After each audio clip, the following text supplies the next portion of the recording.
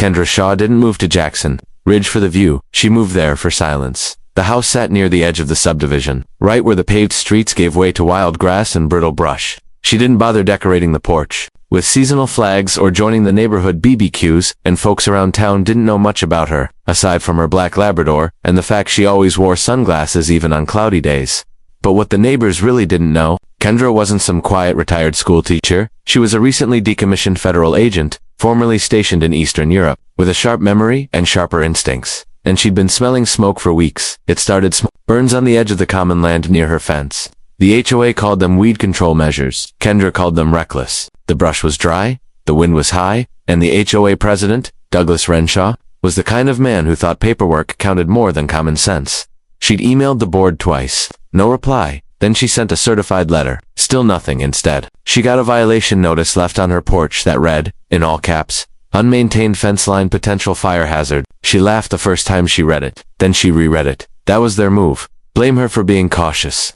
The next Saturday, she heard the sirens. 3 fire trucks barreled into Jackson Ridge just after noon, while Kendra was unloading groceries. Her dog, Murphy, was already barking at the thick gray column rising behind the fence. The fire had jumped from the community green belt to her property line by the time the flames were out. Her back fence was scorched black, and part of her landscaping was gone. And standing across the street, in cargo shorts and flip-flops, was Renshaw, iced tea in hand, smug little smirk on his face. Kendra walked up to him, cool as rain. "Nice day for a barbecue, isn't it?" He chuckled. "Just some cleanup. Looks worse than it is. Maybe next time, don't let your weeds get so cozy." She stared at him for a full second longer than normal. That's all it took to make most men uneasy. Renshaw just winked and sipped his tea. "You know," he added, "you're welcome to come to the HOA safety briefing on Monday. If you want to understand how we handle risk." She smiled. Not a nice smile. "I already understand how to handle risk, Doug. That's why your fire didn't make it all the way inside." And just like that, she turned and walked back home. Murphy barked once at Renshaw and followed her. Inside, she opened a cabinet in her study and pulled out a metal case. She hadn't touched it since her last debrief in DC, but the combination came back instantly. She flipped the lid open, revealing a folder labeled Operation Gray Line Closed. Beneath it was an encrypted flash drive and a burner phone that still had half a charge. She didn't like getting back into old habits, but if the HOA wanted to play with fire, they'd just pick the wrong match to strike. And while Jackson Ridge slept that night, Kendra was wide awake, sketching out every detail from that day, downloading property records, and pulling archived emails she knew they'd try to delete later, because something about this wasn't just petty HOA bullying. It felt deliberate, and in her world, deliberate always meant dangerous. Kendra wasn't the kind of person who made assumptions without evidence. But by sunrise, she already had enough breadcrumbs to bake a full pie. Her gut said the fire wasn't a mistake. And if the HOA thought she'd just take their little fence-melting stunt and go back to gardening, they didn't know who they were. Dealing with Chi started at the county clerk's office, masked behind a civilian request. With a little help from a contact at the zoning department, an old analyst friend named Bryant, who owed her 2 favors and a steak dinner she pulled. The fire control permits for Jackson Ridge, what she found, stopped her cold. 2 permits existed for the same parcel of land. One had her signature on it. Only problem. Kendra had never signed anything. Not a thing. The forged document was sloppy but legal-looking enough to slide under a sleepy clerk's radar, but not hers. More digging revealed the real surprise. 3 months earlier, the HOA had submitted a request to reclassify the Greenbelt area near her property. Under the new label, it was considered jointly managed buffer property, meaning the HOA now had the right to maintain it, meaning burn it without her permission. They'd rerouted legal boundaries after she moved in. They planned it. She printed everything, stacked the proof, and quietly left the office without saying a word. On her way out, she passed a bulletin board pinned with HOA event flyers. One caught her eye. Community BBQ, hosted by President Renshaw. Saturday, 6 p.m. Clubhouse Lawn. She grinned. Right on schedule. That evening, she showed up. Clean, wearing a black zip-up hoodie and jeans like she'd just come from yoga. She brought a peach pie, homemade, still warm. That always lowered the shields. Lacey Brentwood, the HOA treasurer, greeted her with practiced charm. "Kendra, we weren't sure you'd come. I'm full of surprises," she replied, offering her pie. "Where should I put this?" "Oh, just over there near the projector. We're doing a little highlight reel of the HOA's progress this quarter. Douglas is very proud." "Bet he is," Kendra said, eyes drifting toward the screen being set up behind the lemonade table. As the board lined up to boast about community cleanup efforts and enforce fire safety initiatives, Kendra waited until just the right moment. When the slideshow paused for member contributions, she stepped forward smiling, pie in one hand, flash drive in the other. Mind if I share something with the group? Renshaw's face twitched.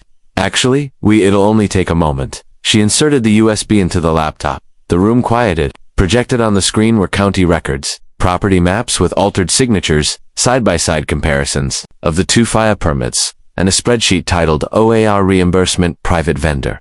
Fire clearance. Someone behind her gasped. Renshaw stood up. This is wildly inappropriate. You're right. Kendra cut in smoothly, turning to the crowd. It's wildly inappropriate that the HOA forged my name, altered land designations, and used your dues to hire off-the-record help to clear my property by fire. People murmured. Someone said, is that legal? Another whispered, did they really do that? Renshaw tried to regain control, but Kendra wasn't done. She clicked one more slide. It was a still frame from a security cam, the kind she'd installed weeks ago, just in case. It showed Renshaw standing beside the burn site, smiling, lighter in hand. The room fell quiet. Kendra backed away from the laptop. I didn't come here to start a fire, she said. I came to let you know it already started, and it's about to spread. Without waiting for applause or argument, she turned, walked out the clubhouse door, and disappeared into the evening breeze. Back home, Murphy wagged his tail as she walked in. She dropped the hoodie, pulled off her boots, and sat on the floor next to him. You were right, she whispered to the dog. They really lit it. Her phone buzzed. Unknown number? She answered. A voice on the other end said, You're digging too deep, Agent Shaw. Back off, or you'll regret it. She paused, and then she smiled. The voice on the phone didn't shake Kendra. It annoyed her. She'd heard more convincing threats from people hiding in mountain caves with AKs. This one sounded like some HOA stooge using a voice changer from a burner app. But it told her one thing clearly. Someone knew she was getting close. And that meant she was on the right trail.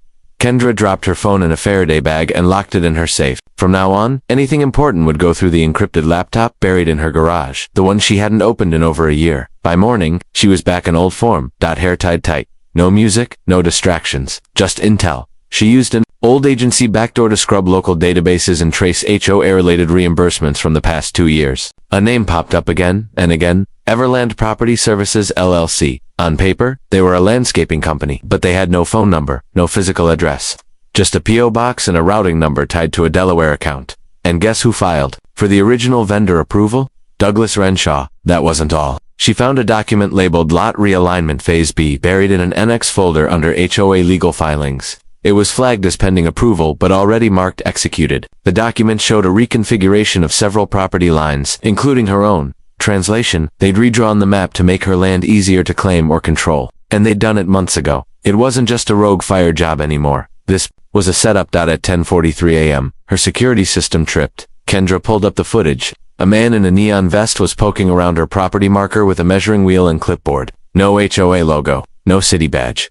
She watched silently as he walked along the burned line of fence and paused to take pictures. She didn't go outside. Not yet. She just logged the footage, captured his license plate, and cross-checked it with her DMV contacts. The truck was registered to a hauling company that hadn't been active since 2019. Someone was sending shadows to check her perimeter. That evening, she paid a visit to the one person she hadn't confronted yet, Lacey Brentwood, the HOA treasurer. Lacey lived 4 doors down. Perfect lawn, outdoor fairy lights. The kind of house with a live, laugh, love sign in the kitchen and a drawer full of secrets. Kendra knocked. Lacey opened the door halfway. A nervous smile painted across her face. Kendra, everything okay? Just wondering why you signed off on $12,500 worth of landscaping work last month. That never happened. Lacey's face froze. Kendra didn't wait for an invitation. She walked in like she owned the place. Murphy followed right behind her. You don't have to do this, Lacey whispered, shutting the door behind them. If Doug finds out I talked, he'll do what? Kendra asked calmly. Stage another fire? Send another fake inspector. Try to have me accidentally removed from the HOA roll. Lacey hesitated. Then she folded. He told me Everland was just a pass-through. He said no one would look that deep. I thought it was shady. Buddy has something on me. From years ago, I didn't think he didn't think I'd look. Kendra finished for her. Lacey nodded slowly. He's hiding records, physical ones. He doesn't keep everything digital. There's a lockbox in the back of the HOA shed, buried behind the shelves. Kendra took mental notes. When does he leave it unattended? She asked. Lacey exhaled. Thursday nights? Board game night. He's usually out for 2 hours.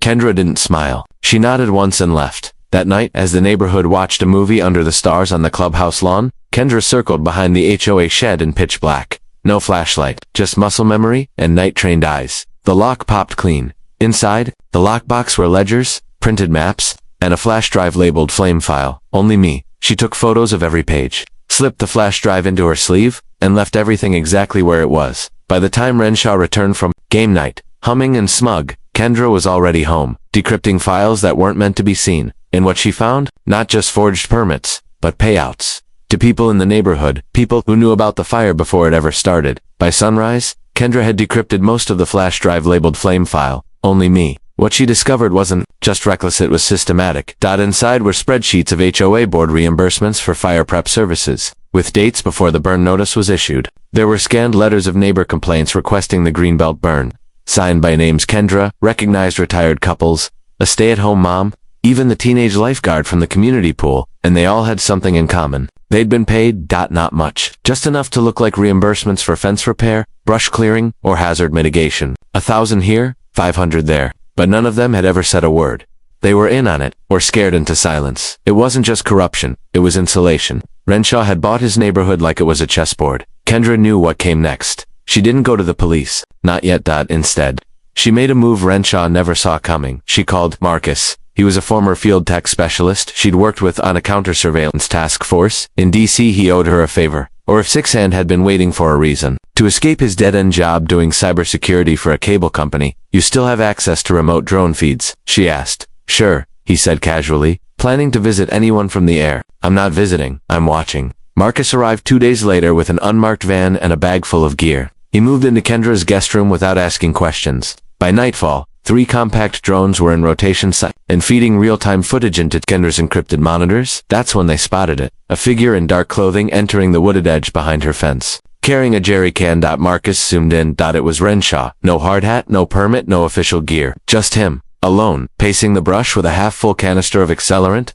stopping every 20 feet. He's marking new points, Marcus muttered. Either prepping for another burn, or staging it to look like someone else did. Let him finish, Kendra said. Then we move. The next morning, HOA board members gathered at the clubhouse for what they called a budget review, but word spread fast. Something was off. Lacey Brentwood hadn't shown. One of the other board members, Henry Javel, resigned via email that morning, citing ethical discomfort. Inside the clubhouse, Renshaw looked jittery, scanning his phone constantly. He didn't notice when Kendra walked in with a silver case under her arm. Didn't expect to see you here, he said, forcing a grin. Good, she replied. That means I'm doing it right. She opened the case, revealing a tablet connected to the drone feed. A live video loop showed Renshaw marking the brush behind her property the night before. Gasps filled the room. Is this real? One board member asked. Kendra didn't respond. She just hit play again. The footage looped. I could have gone to the county, she said. But I figured you all deserve to know what kind of leadership you've got before I make this public. Lacey entered from the back door, pale but determined.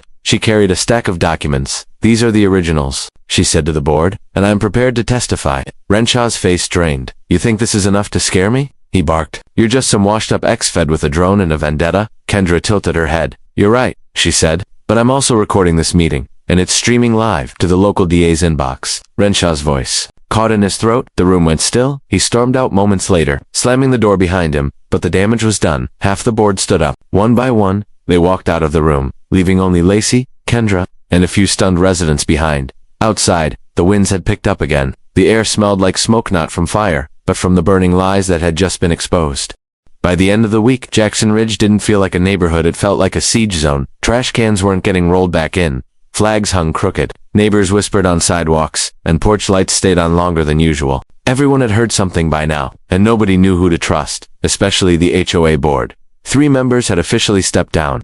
2 more had gone silent. Lacey Brentwood was technically the acting president, but only because she hadn't disappeared yet. Meanwhile, Renshaw wasn't fading quietly. Instead, he doubled down. He filed an emergency injunction against Kendra, claiming she had hacked HOA systems, stolen property records, and committed community harassment. He even got a hearing date. Fast-tracked. Kendra didn't panic. She went to the courthouse in jeans and a clean blazer, armed with a folder of real evidence and a face that didn't flinch. Marcus tagged along, sitting in the gallery like a tourist with a GoPro in his coat pocket. He wasn't allowed to speak, but he didn't need to. The camera on his lapel had recorded Renshaw's little nighttime stroll with a gas can in HD. Clarity. The courtroom was small, just a few pews and a ceiling fan that squeaked like it had secrets of its own. Renshaw entered with a smug lawyer, too polished, too loud, and clearly underestimating who he was up against. Your Honor, the man began, we're here today because my client, a respected leader in his community, is being harassed by a rogue former agent who has made it her mission to tear down this neighborhood. Kendra stayed quiet, flipping a page in her folder. The judge raised an eyebrow. Ms. Shaw, do Do you have a statement before I rule on the injunction? I do, she said, standing calmly. And I'd like to share 3 items with the court. She handed the bailiff a flash drive. On it a folder containing HOA expense reports, signed by Renshaw, a chain of emails where he referred to her as a problem fire zone, and the drone footage clear as daylight. The judge took one look at the video and leaned back in his chair. Mr. Renshaw, would you care to explain why you were pouring accelerant behind Ms. Shaw's fence in the middle of the night? Renshaw's attorney looked blindsided. Renshaw stammered. That was a misunderstanding. It was a precautionary measure. Control. The judge held up a hand. Save it for the next hearing, which you'll be attending as the defendant. Then came the blow that dropped like a hammer. I'm ordering a temporary injunction against you, Mr. Renshaw, effective immediately. You are to cease all HOA involvement, communication with board members, and enter no properties other than your own until further notice. The courtroom rustled. Renshaw turned bright red. I built this community, he barked, and now it's falling apart, the judge said coolly. Kendra nodded once, thanked the court, and walked out without a glance back. But her phone buzzed. Before she even reached the parking lot. Lacey. He's not finished, Lacey said, breathless. There's something you didn't see. He has a backup plan. Kendra froze on the courthouse steps. Say that again?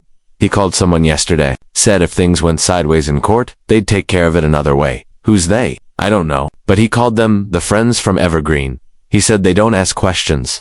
Kendra's stomach sank. She'd heard that phrase before. Evergreen wasn't a town. It was a code name. One used by former operatives who'd gone private off-the-books contractors, the kind you don't find in a phone book, or in custody. That night, Kendra reinforced her motion sensor grid. Marcus swapped out the drone batteries and doubled the surveillance range. Lacey went into hiding at a cousin's place 3 counties over, because now, it wasn't just about exposed fraud or burning fences, it was about shutting her down permanently. The next morning, Jackson Ridge woke up to an eerie calm. No leaf blowers, no barking dogs, no joggers in neon sweatbands. Just silence and the buzzing tension of a community waiting for something to break. Kendra didn't waste time. With Renshaw temporarily benched by the court, and most of the HOA board either resigned or hiding, the clubhouse was abandoned. But not for long. At 3 a.m., under thick fog and drone cover, she and Marcus approached the HOA maintenance shed tucked behind the playground, hidden from street view. The lock was the same rusted one she'd seen for months. Too basic for someone like Renshaw, which meant the real security wasn't on the door. Marcus scanned the walls, motion sensors, low-end infrared, and a magnetic switch on the hinge. If we trip it, it'll ping someone. Can you block it? Kendra whispered. Marcus gave her a look, please. 30 seconds later, the lock clattered to the ground, and the shed door creaked open. Inside, the musty smell of fertilizer and fuel hung heavy. Shovels leaned against one wall. Buckets, rakes, old HOA signs, and behind it all, a steel cabinet bolted to the floor. That was it. Kendra popped it open with a coded skeleton key she'd carried since Berlin. One turn, one click hand. The cabinet swung wide. Inside were 3 items, a manila envelope marked insured, not covered, a handheld radio tuned to a private channel, and a black binder labeled in block letters. Evergreen clients retained. She stared at the binder like it was hissing. Kendra opened it. Inside were photos. Dozens neighbors, business owners, even a city councilman, all tagged with dates, financial figures, and notes that chilled her blood. Collects after sunset? Will fold with family pressure. Paid in full? Loyalty confirmed. And then her own name. Her photo? Federal background? Confirmed. Dangerous. Possible contingency required. Marcus stepped back. What is this? It's not just about HOA land. This is a control ledger. They were blackmailing people. Worse, they were recruiting them, grooming them for influence. All under the cover of a neighborhood watch. Marcus held up the radio, and she took it, turned the dial, and heard static, then a voice. Status report. Evergreen. Team 3 confirmed positioning. Target perimeter should be clear. Kendra clicked it off. They're already moving. They sealed the shed and left no trace, but it didn't matter. By dawn, the clubhouse was on lockdown, this time by county officials. Someone had tipped off the authorities about improper use of HOA funds and illicit surveillance. Kendra didn't say a word. She didn't have to. Lacey had delivered copies of the Evergreen binder pages to the city commissioner's office hours earlier, with a handwritten note. If anything happens to Kendra Shaw or myself, check the shed. By noon, a deputy sheriff stood at Kendra's front porch, holding a folder. They're not just after your land, ma'am, he said. This is bigger than our department. We've been told to stand down and let a federal team take over. Kendra raised an eyebrow. Which team? He hesitated. They didn't say. She shut the door slowly, heart pounding. Inside, Marcus was already packing. You think it's real? I think we're out of time. Murphy, her Labrador, barked from the back room. A sensor tripped on her monitor. Motioned 2 figures near the rear fence. No HOA badges, no uniforms, just slow, careful movement. She armed the perimeter. Lights flicked on. A siren wailed. Whoever was there bolted. Marcus chuckled. They're not professionals. Not yet. They're scared, Kendra replied. And scared people make mistakes. She opened the evergreen binder again, flipping back to her page. A single red dot had been marked next to her name overnight. That hadn't been there before. They came just after midnight. Not the HOA, not local police, not anyone with a badge. These were silhouettes tall, broad, moving with purpose. 2 at the back fence, 1 on the roof across the street, and 1 more creeping low beside Kendra's side gate. No voices, no lights, just the kind of quiet you only get from people who've done this before.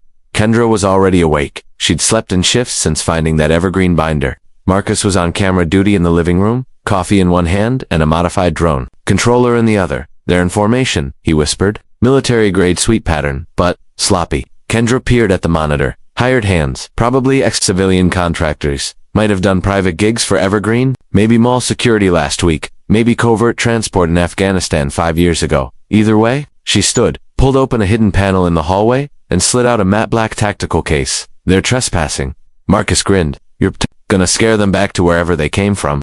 I'm going to remind them I don't play defense. She pressed a button on the wall. Outside, the sprinklers kicked on not water, but harmless fog spray mixed with reflective particles. The yard filled with thick, blinding mist in seconds. Then came the pulses. Subsonic tones designed to scramble. Earpiece comes. Kendra strapped on a vest, handed Marcus the backup earpiece, and clicked a remote.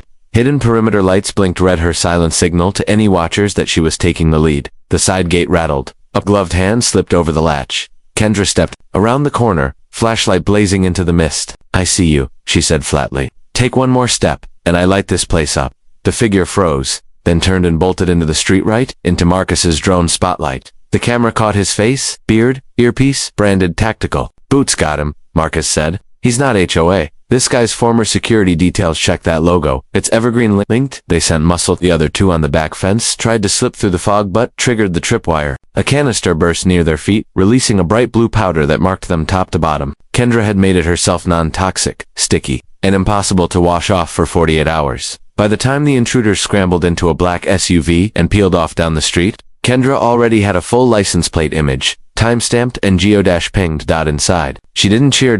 She downloaded the footage, packaged it with her findings, and sent a secure drop to a former Justice Department contact labeled only EC. Now they know we're watching, Marcus said, lowering the blinds. I don't want them to know, she replied. I want them to worry about what they don't know. Before she could sit, her phone buzzed. A restricted number, she answered. On speaker, Miss Shaw said, a voice deep and calm. It's time to end this. You've made your point. You set my yard on fire, she said flatly. That wasn't a conversation starter. You were warned. Renshaw was supposed to handle this quietly. He lost control. We're stepping in. And what does stepping in mean exactly? She asked. A pause. Then, consider this your final boundary. Walk away, and nothing else burns. She let that hang in the air. Then responded. You've confused me with someone who takes boundaries lightly. You crossed a line with fire. I'm crossing back with evidence, names, accounts, and your whole operation. The line went dead. Marcus looked at her. They're panicking. They're desperate, she corrected. They watched the monitors as the neighborhood slowly returned to silence. But Kendra knew better. The shed had only been a doorway. The binder had only been a draft. The fire, just the first strike. Now the real game was about to begin. Kendra had every intention of lighting their whole plan up from the inside out. The day Kendra vanished from Jackson Ridge, the rumors started instantly. Some said she was arrested. Others whispered she fled the state. A few claimed she was taken by the same people who lit the fires. But the truth was quieter, and far more dangerous. Kendra hadn't run. She'd gone dark for 72 hours. She dropped off every grid, no digital trace, no signal, not even a car on camera. Marcus, still camped out in her house, kept the drones circling and the footage running, but not even he knew where she'd gone, because what Kendra was doing now had to be done off record even by her standards. She was meeting the man behind Renshaw. The one whose name wasn't in any file. The one who hadn't shown his face but had pulled the strings. She met him at an old construction site 2 counties over. He wore an unmarked jacket, aviators, and the smirk of someone who believed they were untouchable. You've made a mess, he said without looking at her. You made the fire, Kendra replied. I just followed the smoke. He nodded. Renshaw was a pawn, arrogant but useful. You tried to erase me. I offered you a boundary. You crossed it. She smiled, because I already knew the map. She slid him a flash drive. This is every asset file, every payout, and every blackmail note Evergreen has ever pushed. through HOA shells like Jackson Ridge. The man didn't reach for it, and if I walk away right now, then Marcus leaks this to every major news network. Your offshore accounts freeze, and the FBI finds a shiny binder labeled Evergreen Clients Retained tucked neatly behind an HOA fertilizer shelf. He chuckled. You were always good, quiet, too good to stay retired. Too quiet to be ignored, she corrected. He stared at her for a beat longer, then walked. No threats, no promises, just a silent retreat, the kind that only meant one thing: she won. By the time Kendra returned to Jackson Ridge, a convoy of unmarked federal SUVs had already surrounded the HOA clubhouse. Agents and windbreakers moved fast and tight, securing the shed, removing boxes, and escorting a very stunned Douglas Renshaw in handcuffs across the parking lot. Neighbors peeked from behind curtains. One even filmed the scene from a second-story window. That clip would go viral 3 hours later under the title, "When Your HOA President Gets Hauled Away by Feds." Inside Kendra's house, Marcus was waiting, backpack slung, dog leash in hand. You did it, he said. We did it, she corrected. Murphy wagged his tail, then lunged forward as if sensing the house was finally safe again. Kendra stepped out onto her porch for the first time in days. Across the street, Lacey Brentwood stood on her own steps, arms folded, watching everything fall into place. Their eyes met, and she nodded. Unspoken think -u. Within a week, Jackson Ridge had a temporary board-in-place residence, not power-hungry climbers. The HOA bylaws were being audited by the state, and Kendra, she declined their invitation to run for president. She preferred her porch quiet, but not too quiet. 2 weeks later, Kendra hosted a barbecue. Real food, real neighbors, laughter that didn't feel staged. People brought pie, salads, lemonade in for the first time in Jackson Ridge history. No one handed out rule violations during dessert. Marcus sat beside the grill, flipping burgers. Murphy chased a tennis ball, and as the sun dipped low behind the hills, Kendra watched it all with calm eyes. The burn marks near her back fence were finally gone, replanted green again, but she'd left one small black patch untouched. A reminder, because in this neighborhood, fire had been used to control. And now, it marked the place where control ended. The end.